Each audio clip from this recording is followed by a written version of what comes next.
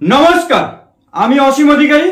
আজকে নিয়ে এলাম আপনাদের সামনে এই যে 25 তারিখ ভোট রয়েছে ষষ্ঠ দফার, তার মধ্যে ঝাড়গ্রামের যে স্পেশাল বুকলেট সেটি আমার হাতে এসছে।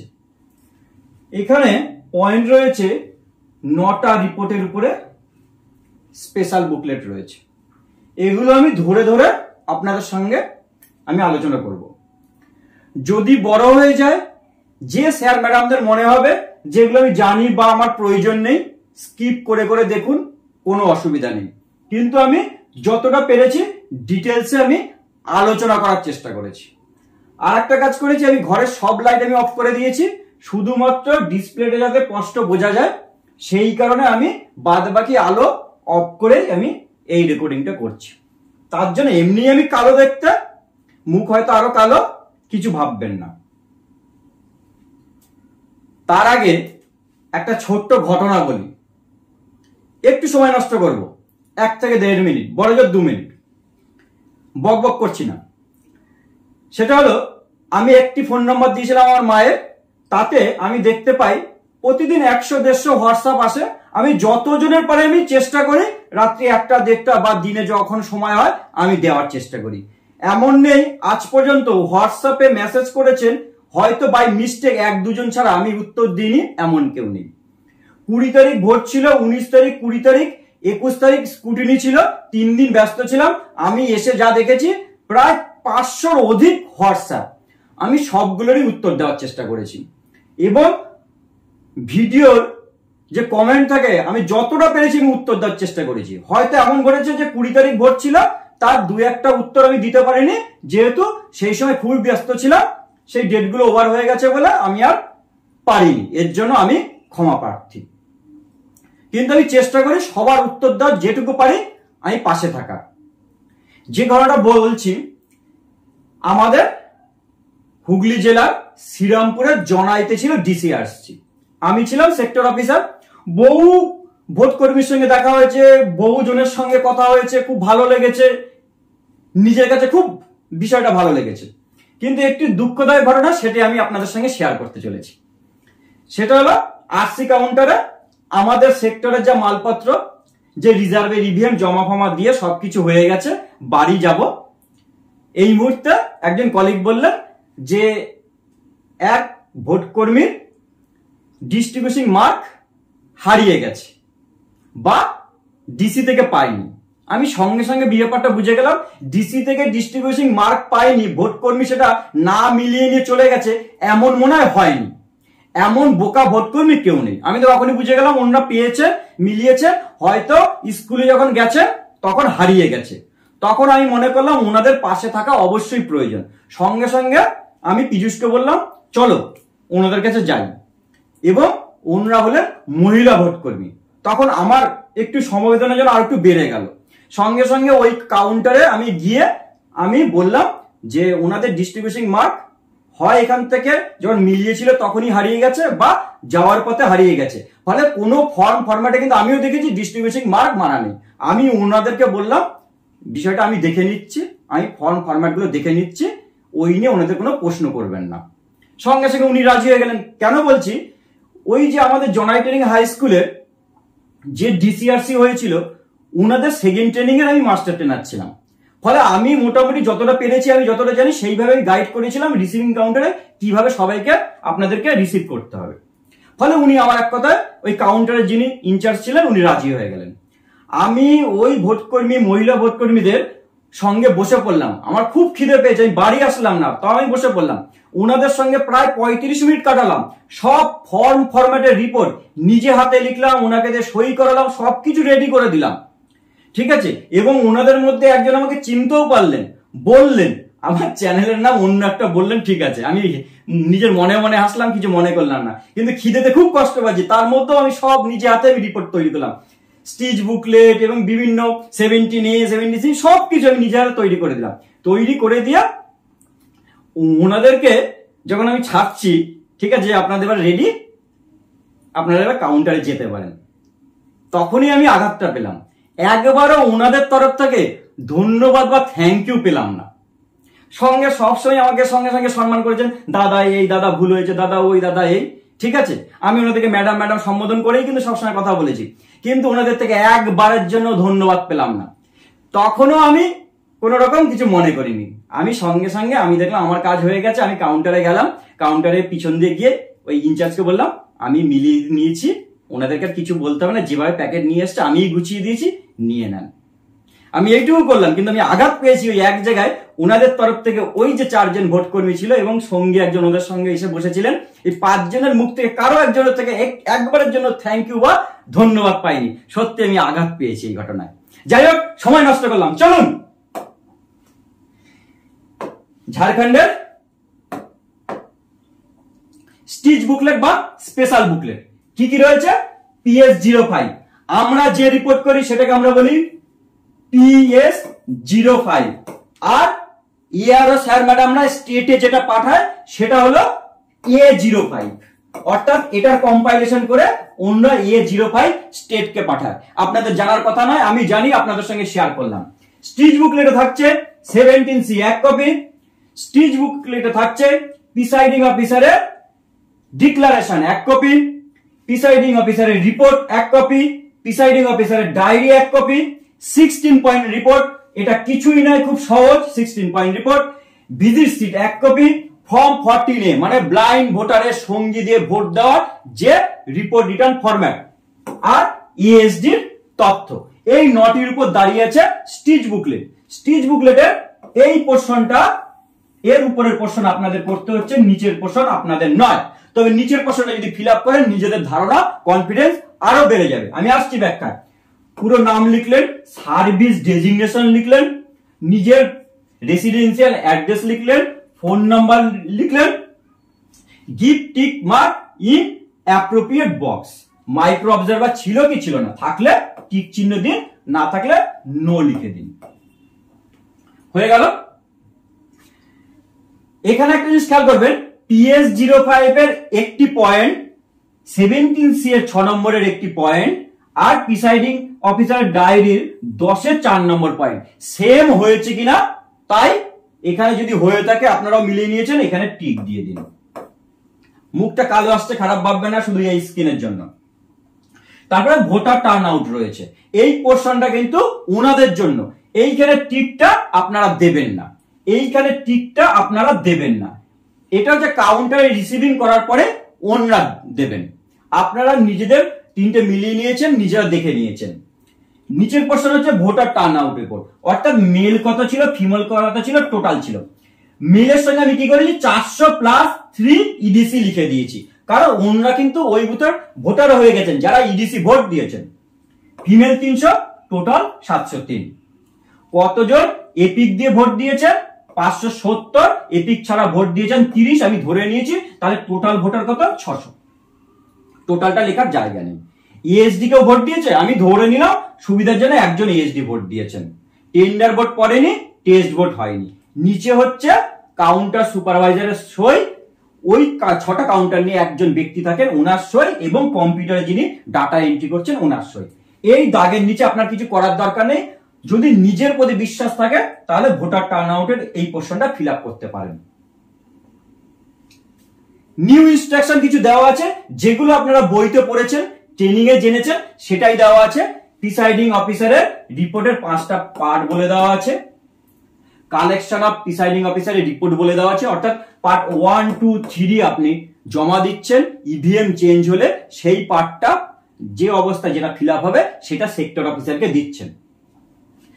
এখানে একটা জিনিস পয়েন্ট বলে দিন, শুধু বাকিটা পড়ার দরকার নেই। আমি এইটা পিডিএফ দিয়ে দিচ্ছি, সবার সুবিধার জন্য এই পিডিএফটা আমি দিয়ে দিচ্ছি, ওখান থেকে ডাউনলোড করে নিন।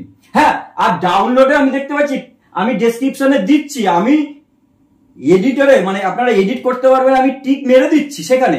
কেউ কেউ ওখানেও আবার দেখতে পাচ্ছি নিজেরা কি কিছুটা এডিট করে কিছু একটা করছে, আমি মডিফাইতে আমি দেখতে পাচ্ছি। যাই হোক, সেটা করবেন না। 3 নম্বর, design of pink paper seal for BU is change.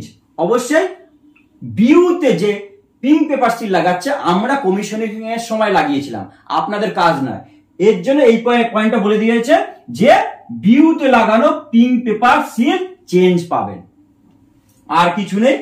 First প্যাকেটে কি যাবে, সেকেন্ড প্যাকেটে কি যাবে, third packet, fourth packet, fifth packet, six packet, এবং উল্লেখ করে দেওয়া আছে আপনারা কোনগুলো সিল করে নিয়ে যাবেন, কোনগুলো আনসিল করে নিয়ে যাবেন। এইভাবেই নিয়ে যাবেন। তবে আমি বলবো 17A সিল করে নিয়ে যাওয়ার দরকার নেই, 17A সিল করে নিয়ে যাওয়ার দরকার নেই।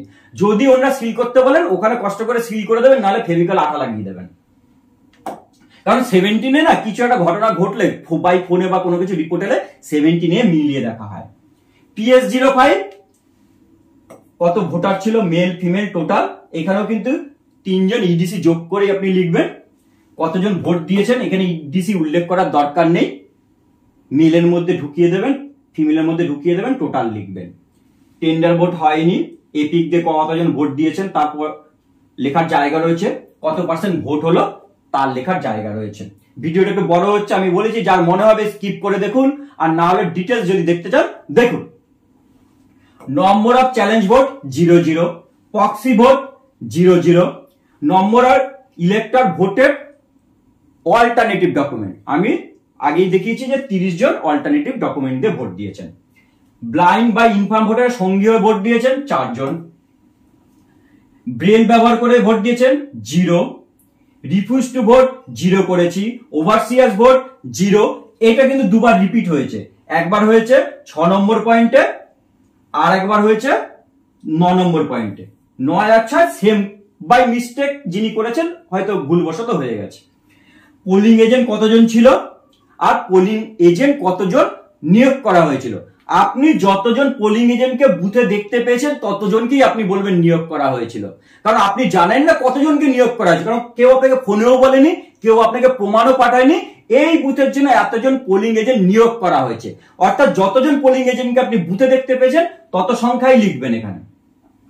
এই রয়েছে ইভিএম চেঞ্জ না হলে তার সংখ্যা বিইউ একটা, সিইউ একটা, ভিভিপ্যাট একটা। ইভিএম ভিভিপ্যাট যা আছে সেইগুলো কম্পাইলেশন, তারপরে এগুলো ব্যবহার হয়নি ছেড়ে দিলেন। ইএসডি ভোটার আমি উদাহরণস্বরূপ ধরে নিয়েছি, 2 জন অ্যাবসেন্ট ছিল, 2 জন শিফটেড ছিল। এখানে ডি ফর ডুপ্লিকেট বলেছে, অ্যাকচুয়াল ডি ফর কিন্তু ডেড, ডুপ্লিকেট কিন্তু এখন আর ভোটার লিস্টে নেই। যাই হোক, হয়তো স্যার ম্যাডামরা চিন্তা ভাবনাতে করেছেন ডি ফর ডুপ্লিকেট রেখেছে, জানি না কেন, কিন্তু আমি যত দূর জানি ডি ফর ডেড। আমি 2 জন ছিল, আমি ধরে নিয়েছিলাম শিফটেড ভোটার 1 জন এসেছিল। এটা আমি ইচ্ছা করেই করেছি, কারণ কোনো একটি রিপোর্ট ফরম্যাটে এর ইফেক্ট আসবে বা রিফ্লেক্ট আসবে, সেই কারণে আমি করেছি। তারপরে গুলো no no no no, polling agent 3 জন। অ্যাকাউন্ট অফ ভোট রেকর্ডেড 17 সিটে একবার আপনাদের সঙ্গে ডিসকাস করি, কারো যদি মনে হয় আপনি জানেন স্কিপ করে চলে যান। 1 নম্বর পয়েন্ট, কতজন ভোটার পোলিং স্টেশনের জন্য নিয়োগ করা হয়েছে, সরি কতজন ভোটার পোলিং স্টেশনে রয়েছে, অর্থাৎ ওই বুথে কতজন ভোটার রয়েছে। কিভাবে লিখছি দেখুন, ইডিসি নিয়ে 703, আমি 703 লিখলাম, সমান সমান চিহ্ন দিলাম, 700 ভোটার লিস্টে পেয়েছি প্লাস 3 ইডিসি লিখলাম। 3 ইডিসি আমি ধরে নিয়েছি মেল 3 ফিমেল 0, ব্র্যাকেটে লিখে দেবেন। খেয়াল করুন কিভাবে লিখেছি, ডাউনলোড করে নিলে ওখান থেকে স্পষ্ট হয়ে যাবে। কতজন ভোটার 17A তে রেজিস্টার হয়েছে, তার পরের পয়েন্ট 2 নম্বরে 600। ভোট দিতে চায়নি আর ভোট দিতে দেননি 00, টেস্ট ভোট 00, 2 3 4 5 এই সরি 3 4 5 00। 6 নম্বরে কন্ট্রোল ইউনিটে আপনি কত দেখতে পেলেন, যেহেতু অন্য কোনো অস্বাভাবিক ঘটনা ঘটেনি তাই 17A আর সিইউতে আপনি একই দেখতে পেয়েছেন, অর্থাৎ 2 নম্বর আর 6 নম্বর সেম, কোনো ডিসক্রিপেন্সি ছিল না। 7 নম্বরে লিখে দিলেন নো ডিসক্রিপেন্সি। ঠিক, টেন্ডার ব্যালট 00, টেন্ডার ভোট হয়নি, তাই আপনি 20টা পেয়েছিলেন, লিখলেন, ব্যবহার হয়নি 0 লিখলেন, 20টা ফেরত দিলেন। তারপরের পয়েন্টে রয়েছে পেপার সিল। পেপার সিল মানে গ্রিন পেপার সিল, কতগুলো পেয়েছিলেন, কতগুলো ব্যবহার হয়েছে, কতগুলো ড্যামেজ হয়েছে তার হিসাব, কতগুলো ফেরত দিয়েছেন। ডান দিকে পোলিং এজেন্টের সই, এখানে প্রিসাইডিং অফিসারের সই, ডেট, ডিস্ট্রিবিউশন মার্ক। ডিক্লারেশন 4টে পার্ট, একটা হলো কমেন্সমেন্ট অফ পোল, অর্থাৎ মক পোলের পরে অ্যাকচুয়াল পোল শুরুর আগে কমেন্সমেন্ট। 2 নম্বর হলো ভোটিং মেশিন চেঞ্জ হলে তার আগে আপনাকে ডিক্লারেশন দিতে হয়, ডিক্লারেশন পার্ট 2। প্রয়োজন না হলে এখানটা নট অ্যাপ্লিকেবল বলে এরকম লিখে দেবেন। প্রয়োজন হলে পোলিং এজেন্টদের আগেই সই করিয়ে নেবেন, তবে সই করালে ভুল কিছু নাই। ভুল নিয়ে বলি, নীল কালি, লাল কালি, কালো কালি ভুল করে কোথাও ব্যবহার হয়ে গেছে, ভুল নেই, কেউ বকাবকি করবে না, আপনার চাকরি যাবে না। Declaration at the end of poll, declaration part 3, polling এজেন্টদের সই করিয়ে নিলেন। 4টে পার্টে আগে থেকেই পোলিং এজেন্টদের সই করিয়ে নেবেন। Declaration part 4, sealing of voting machine, সই করিয়ে নেবেন। প্রিসাইডিং অফিসারের রিপোর্টের 5টা part. First part mock poll certificate. এখানে কিন্তু এই লেখাটা আপনাকে হাতে লিখতে হবে। Clear button on the control unit has been pressed to clear mock poll data. এখানে ওয়াই লিখে ইয়েস লিখে এই লাইনটাই পুরো এখানে লিখে দেবেন। মক পোল ট্যাবুলেশন শিট আমি আজকে সকালেই আপলোড করে দিয়েছি। যার যার লোকসভা যেটি যেটি ব্যবহার হবে ওখান থেকে প্রিন্ট আউট করে নিন। 6ষ্ঠ দফার সবকটা লোকসভা ট্যাবুলেশন শিট আমি আজকে সকালের ভিডিওতে আমি দিয়ে দিয়েছি। সেখান থেকে যার যেটি প্রয়োজন ডাউনলোড করে নিন এবং একে অপরকে শেয়ার করে দিন। ওই পিডিএফটা, ভিডিও দেখতে হবে না, চ্যানেল সাবস্ক্রাইব করতে হবে না। সবার সুবিধার জন্য পিডিএফ গুলো সবার মধ্যে ছড়িয়ে দিন, যাতে মক পোলের সময় পোলিং এজেন্টদের সঙ্গে ঝগড়া না হয়। খুব উপকারী কিন্তু মক পোল ট্যাবুলেশন শিট। এটা পরবর্তী সময় থেকে অবশ্যই দেখতে পাবেন যে ডিসি থেকে আপনাদের ব্যাগে থাকছে। আমি চেষ্টা করেছি দেওয়ার এবং অনেককে বলেছি যে এটা করা প্রয়োজন। সব স্যার ম্যাডামরাই বলেছে হ্যাঁ অবশ্যই এটা খুব প্রয়োজন। আশা করছি পরের বার থেকে থাকবে। প্রিসাইডিং অফিসারের রিপোর্টের ওই মক পোল চলছে। যদি সিউর টাইমটা আপ ডাউন থাকে, কত মিনিট বেশি বা কম এখানে উল্লেখ করে দেবেন। অবশ্যই 2-3 মিনিট আপ ডাউন হলে উল্লেখ করে দিন, এখানে টিক দিয়ে দেবেন। পরে সময় নষ্ট করছি না, পোলিং অফিসারদের সই রয়েছে। পোলিং এজেন্ট এবং পোলিং অফিসার কিন্তু উভয়কেই মক পোল সার্টিফিকেটে সই করতে হচ্ছে। সিউর যদি ব্যাটারি চেঞ্জ করতে হয় তাহলে প্রিসাইডিং অফিসারের পার্ট 2 করতে হবে। ঠিক, পোলিং এজেন্টের সই আছে, সব সই করিয়ে নেবেন, ব্যবহার হোক আর না হোক, প্রয়োজনে লাগুক আর না লাগুক। কারণ যখন চেঞ্জ হবে না তখন আপনারা খেয়াল থাকবে না, আরে পোলিং এজেন্টের সই করাতে হবে। ওই জন্য সকাল দিকেই করিয়ে নেবেন, ভুল তো কিছু নেই। নীল আপনার রিপোর্ট, তাতেও ভুল নেই। এখানে কিন্তু বিশেষ করে মনে রাখবেন সেক্টর অফিসারের সই আছে। Close button after completion of poll, presiding অফিসারের রিপোর্টের পার্ট 3। এখানেও কিন্তু আপনার পোলিং অফিসারদের সই আছে, পোলিং এজেন্টদের সই আছে, সেক্টর অফিসারের সই নেই। তাও এখানে সেক্টর অফিসারের সই করাবেন, যেহেতু মক পোলের সময় এটাই করাবেন না। এটা তো পার্ট 3, পার্ট 4 এ বলতে যাচ্ছিলাম। পার্ট 4 যেটা আগে বলছিলাম, এখানে কিন্তু ইভিএম যদি মক পোলের সময় চেঞ্জ হয়, এই বাদিকে সেক্টর অফিসারের সই করাবেন। কারণ তার উপস্থিতিতে আপনার মক পোলের সময় ইভিএম এর কোনো একটি ইউনিট চেঞ্জ হয়েছে এবং যেটি খারাপ হয়েছে সেটি কিন্তু সেক্টর অফিসার নিয়ে যাচ্ছে। এই কারণে এখানে সেক্টর অফিসারকে সই করাবেন। পার্ট 4 ব্যবহার হোক আর না হোক পোলিং এজেন্টদের সই করাবেন। যে ইউনিটটা আপনার চেঞ্জ হচ্ছে শুধু তার বর্ণনা দিন, বাকিগুলো আপনি ড্যাশ ড্যাশ দেবেন, সবগুলো লেখার প্রয়োজন নেই। যে ইউনিটটা আপনার খারাপ সেটারই শুধু বর্ণনা দিন। পার্ট 5 পোল চলাকালীন ইভিএম বা ভিভিপ্যাট চেঞ্জ হলে, এটা আপনারা জানেন ইভিএম এর মধ্যে ভিভিপ্যাট যদি চেঞ্জ হয়, মানে ভিভিপ্যাট খারাপ হলে শুধু ভিভিপ্যাট চেঞ্জ হয়, আর সিইউ যদি পোল চলাকালীন খারাপ হয় তাহলে পুরো সেটটা চেঞ্জ হয়। সেই হিসেবে বর্ণনা লিখবেন। পোলিং এজেন্টের সই রয়েছে, সেক্টর অফিসারের সই রয়েছে। এর মধ্যে যেটা আপনার রিপ্লেস হবে তার পরিপ্রেক্ষিতে যে রিপোর্টটা হবে সেটা কিন্তু সেক্টর অফিসার নিয়ে যাবেন। তাই আমি বলবো আগে থেকে পোলিং এজেন্টদের সবগুলোতেই সই করিয়ে নিন। প্রিসাইডিং অফিসারের ডায়েরি নতুন করে বলার কিছু নেই, এর উপর আমার ভিডিও আছে, দেখে নিন। এটা বলতে গেলে অনেক সময় নষ্ট হয়ে যাবে। শুধু বলবো 7 বি ভিভিপ্যাটের বর্ণনা, এক্সট্রা পয়েন্ট প্রিসাইডিং অফিসারের যোগ হয়েছে। 19 বি ভিজিট শিট, এইটা প্রিসাইডিং অফিসার নিজে হাতে লিখবেন। এটা কিন্তু যিনি ভিজিট করতে এসছেন ওনাকে দিয়ে লেখানোর কোনো বিষয় নাই। আর একটা জিনিস দেখতে পেয়েছি, দু একজন মাঝে মাঝে ফোন করেছে যে ক্যান্ডিডেটের এজেন্ট এসছে বুথে, উনি বলছেন ভিজিট সিটে সই করবেন না। ক্যান্ডিডেটের কোনো এজেন্ট কিন্তু ভিজিট সিটে সই করবেন না, তার বর্ণনাও কিন্তু আমরা কোথাও লিখবো না।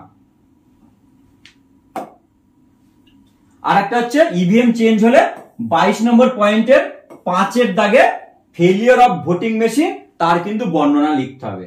আর একটা বিষয় 26 নম্বর পয়েন্টে আপনার ভুলের কারণে কোনো কিছু মিসিং হয়ে গেছে, অর্থাৎ মনে করুন স্পেশাল ট্যাগে আপনি সিল লাগাতে ভুলে গেছেন, মানে গালা সিল, আপনি এখানে লিখে দিতে পারেন স্পেশাল ট্যাগে গালা সিল দিতে ভুলে গেছি, বাংলায় লিখে দেবেন, কোনো অসুবিধা নেই। আপনার মাইনর কোনো মিস্টেক আপনি এখানে বাংলায় লিখে দিতে পারেন, তাতে কোনো ভুল নেই, কোনো অসুবিধা নেই, বাংলায় লিখলে কোনো অসুবিধা নেই। প্রিসাইডিং অফিসারের সই। 16 পয়েন্ট রিপোর্ট, কিছু নেই, পোলিং বুথের নম্বর, আপনার সিপিএফ মানে সেন্ট্রাল ফোর্স ছিল কিনা, মাইক্রো অবজারভার ছিল কিনা, এইসবগুলো, টোটাল ভোট পার্সেন্টেজ, কতজন এপিক দিয়ে ভোট দিয়েছেন, এইসবগুলো। ভিজিট সিট, দুটো কিন্তু ভিজিট সিট আপনাকে সই করাতেই হবে, বাইরে থেকে যিনি এসছেন দুটো করাতেই হবে, দুটো, একটা স্টিচ বুকলেটের আর একটা আপনার যে প্যাকেটে দিয়ে জমা দিচ্ছেন।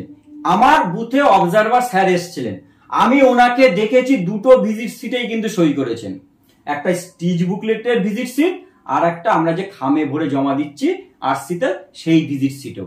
আমি ওখান থেকে নিজে শিওর হয়ে গেছি, যদি অবজারভার স্যার দুটোতেই করতে পারেন এবং করেও থাকেন, তার মানে দুটোই ফিল আপ করতে হবে, অর্থাৎ সেক্টর অফিসার এসছেন এটাতেও সই করবেন, বর্ণনা লিখবেন, এবং যেটি আপনি খামে ভরে জমা দেবেন সেখানেও বর্ণনা লিখবেন এবং সই করবেন। লিস্ট অফ ব্লাইন্ড এবং ইনফর্ম ভোটার, যদি ব্লাইন্ড এবং ইনফর্ম ভোটার ভোট দেন তার বর্ণনা কিন্তু এখানে রয়েছে, কম্পেনিয়ন নিয়ে ভোট দিয়েছেন এইসব দিয়ে, ঠিক আছে। সিগনেচার অফ কম্পেনিয়ন মানে 14 এর একটি কপি, স্টিচ বুকলেটেও থাকছে, আপনাকে খামে ভরেও দিতে হচ্ছে। 14 এর কপি বিভিন্ন জেলায় কিন্তু স্টিচ বুকলেটে রাখেনি, ঝাড়গ্রামে দেখলাম 14 এ রেখেছে। ইএসডি ভোটার, ঠিক, দুজন অ্যাবসেন্টি ছিল, দুজন শিফটেড ছিল, দুজন ডুপ্লিকেট ছিল, তার মধ্যে একজন অ্যাবসেন্টি ভোট দিয়েছেন, ওর জন্য আমি ওখানে দেখিয়েছিলাম, আর বাকিগুলো 0-0 রেখেছি। এই ফর্ম্যাটটা আপনাকে ফিল আপ করতে হচ্ছে। ডিস্ট্রিবিউশন মার্ক, প্রিসাইডিং অফিসারের সই।